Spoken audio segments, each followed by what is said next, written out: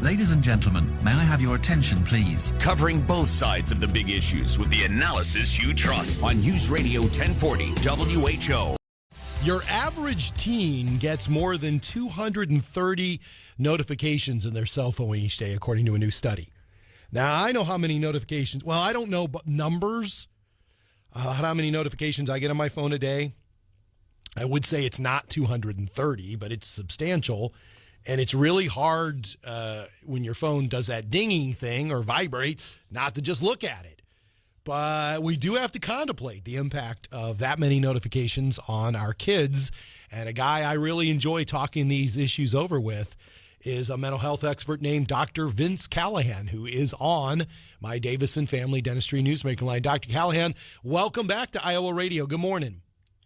Good morning. How are you? I am doing good, but Dr. Callahan, more than 230 notifications each day. You got to be thinking about the implications of that for our kids, aren't you?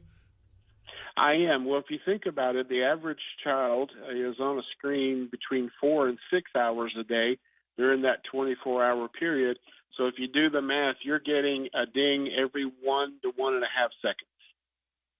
Yowzers. And so if you're a kid and you're in your formative years, I mean, it's already, I'm thinking as an adult how addicted I've become to wanting to look at my phone. I'm being honest about that. You know, when it dings or it vibrates, I don't think I'm getting more than 230. But for a kid, what are the concerns here? Is it hyperactivity, attention span, kind of all the things that come to your mind in regard to constantly being distracted by notifications? Yeah, let's separate it into younger children and older children. For younger children, research shows one of two things are more likely to happen if they're on the screens a lot. One can be they develop autism. Secondly, they can develop anywhere between 1.5 to 2 years behind the developmental track they should be on, and their cognition, problem-solving, communication. We're talking 1 and 2 and 3-year-old children who are still developing. For teenagers, you're looking at mental health issues, you're looking at self-esteem issues, you're looking at the development of depression, anxiety, problem-solving. So it's amazing what screen time really does to us as a person. I will throw this out here, interesting enough, the same parts of the brain that are used when a drug addict uses drugs, the same parts of the brain are used when you're on a screen. So a lot of parents will give their kids a phone, Dr. Callahan, because they do like the fact that they communicate with them using that phone.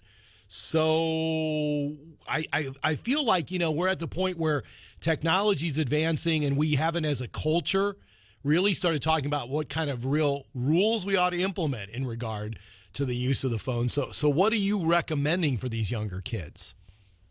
I recommend that you don't give phones to kids that are not even in elementary school.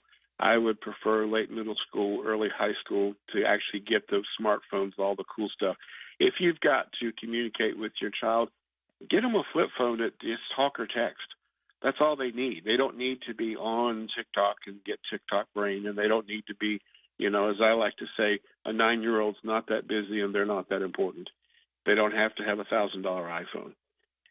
But we've traded off our parenting for electronic parenting or the electronic pacifier so that we don't have to engage. So one of the things that I tell parents to do, let's try an experiment. Take your phone and everybody turn their phone off 15 minutes a day for 4 days a week.